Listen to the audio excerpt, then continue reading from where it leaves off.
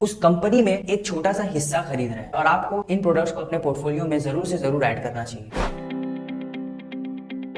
Hi, welcome to पैसा invest YouTube channel और आप देख रहे हैं इन्वेस्टमेंट सीरीज एपिसोड 6। पिछले वीडियो में हमने बात किया कितने सारे मेथड्स होते हैं हमारे इन्वेस्टमेंट को मैनेज करने के, और इस वीडियो में हम बात करने वाले हैं कि कितने तरह के एसेट क्लासेस होते हैं जिसमें हम इन्वेस्टमेंट कर सकते हैं, यानी कि कहाँ कहाँ इन्वेस्टमेंट हम कर सकते हैं। तो आइए शुरू करते हैं। पहले हम ये पॉइंटर्स नोट कर लेते हैं कि कौन कौन से प्रोडक्ट्स है मार्केट में अवेलेबल। नंबर 1 और सबसे पॉपुलर है इक्विटी स्टॉक्स, नंबर 2 है फिक्स्ड इनकम इंस्ट्रूमेंट्स, नंबर 3 है रियल एस्टेट, नंबर 4 है कमोडिटीज और नंबर 5 है ऑल्टरनेटिव इन्वेस्टमेंट्स। आइए विस्तार में जानते हैं ये सब की स्पेसिफिकेशंस क्या है।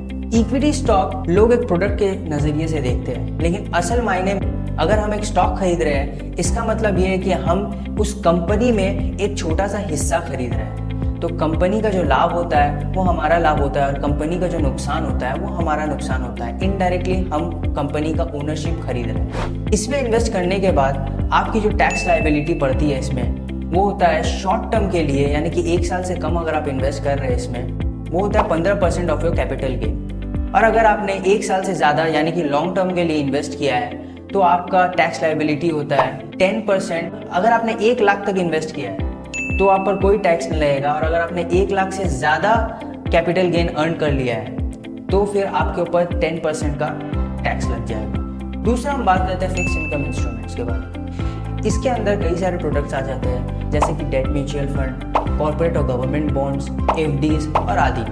तो ये कैटेगरी है जिसमें हमें फिक्स्ड 6% इंटरेस्ट मिलता है, ना उससे ज़्यादा मिलेगा ना उससे कम। तो इसके अंदर डिफरेंट प्रोडक्ट्स के डिफरेंट टैक्स स्ट्रक्चर है, जिसको अगर हम इस वीडियो में एक्सप्लेन करने जाए तो बहुत लेंदी वीडियो हो जाएगा। उसके बारे में हम सेपरेट वीडियो बनाएंगे इन फ्यूचर। तीसरा प्रोडक्ट है रियल एस्टेट। इसमें आप बिल्डिंग्स प्रॉपर्टीज में इन्वेस्ट करते हैं, यानी कि आप पैसा देकर कमर्शियल या फिर रेसिडेंशियल प्रॉपर्टीज खरीदते हैं और उसके एवज में आपको रिटर्न्स मिलते हैं in the form of rents, या फिर बेचने में जो कैपिटल अप्रिसिएशन होता है वो आपका रिटर्न माना जाता है। चौथा कैटेगरी होता है कमोडिटीज।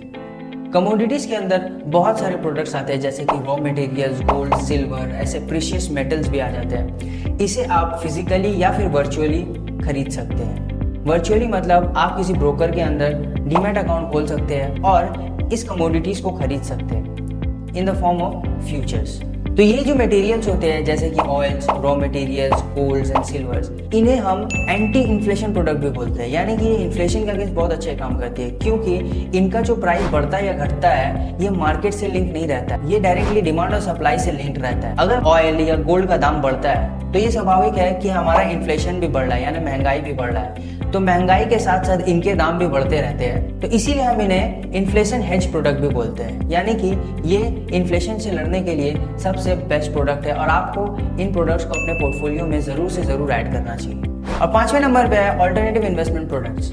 ये बहुत ही कॉम्प्लेक्स प्रोडक्ट्स होते हैं, ठीक है। अभी के लिए सिर्फ आप इतना समझ लीजिए कि इसके अंदर कुछ प्रोडक्ट्स आते हैं, जैसे कि real estates, futures and options और अदर ट्रेडेबल कलेक्टिबल, जैसे कि स्टैम्प्स, पेंटिंग्स एंड एंटीक्स। इन सब प्रोडक्ट्स का प्राइस प्रेडिक्ट करना बहुत ही मुश्किल होता है। इसका प्राइस किस फिनोमिना की वजह से अप जाता है, डाउन जाता है, ये प्रेडिक्ट करना ऑलमोस्ट इम्पॉसिबल है। और ये प्रोडक्ट्स बहुत ज़्यादा ही रिस्की होता है।